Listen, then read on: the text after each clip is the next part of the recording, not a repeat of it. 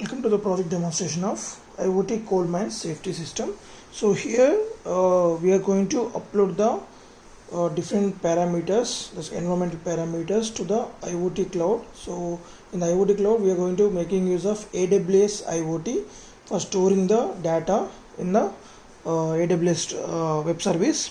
So here the parameters are like by using this BMP 180 we will get the four parameters, that is the temperature, pressure, altitude and sea level pressure.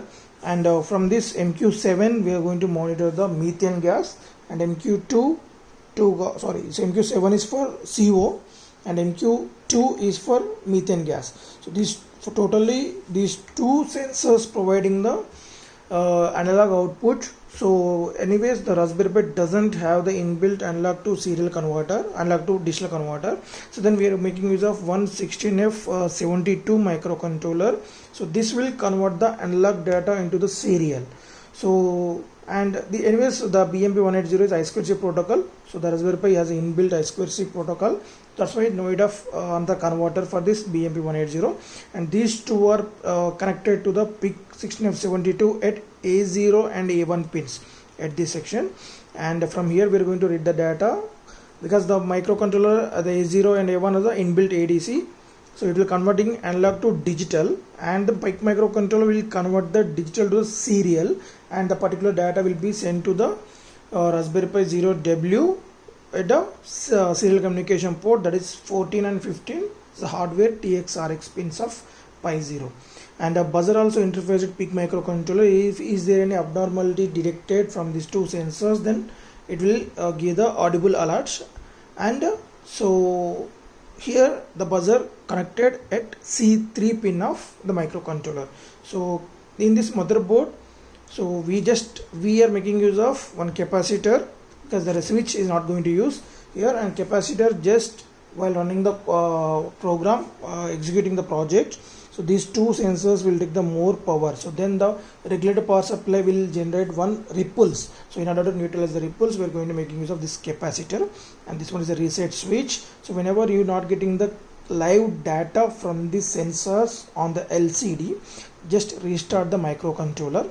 And next this one is power LED, and this is programmable LEDs. This LED connected at C4 pin, and this is a 20 megahertz crystal oscillating frequency. And coming to this Raspberry Pi 0W, so we connected the LCD at 9, 10, 11, 22, 27, 17 pins of Pi 0W, and as I said, PIC microcontroller interface at 14, 15, and this one is connected 2 and 3. The 2 and 3 is hardware I2C SDA SEL pins. So before switching on these kits, we need to enable the hotspot in your phone. So this is very important step. SSID hotspot name, nothing but, is equal to project 4361. All are small letters without any space and without any capital letter. You're not supposed to miss any single character also.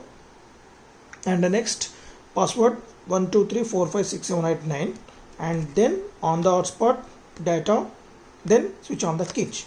So as I already enabled my the hotspot in my phone, so from which I'm going to take in the video, and I'm going to provide the power supply to this Raspberry Pi 0W. The Raspberry Pi 0W is an inbuilt Wi-Fi.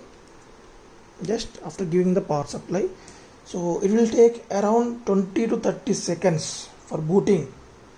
This memory card has to boot by the Raspberry Pi, and you can see the welcome message on the LCD.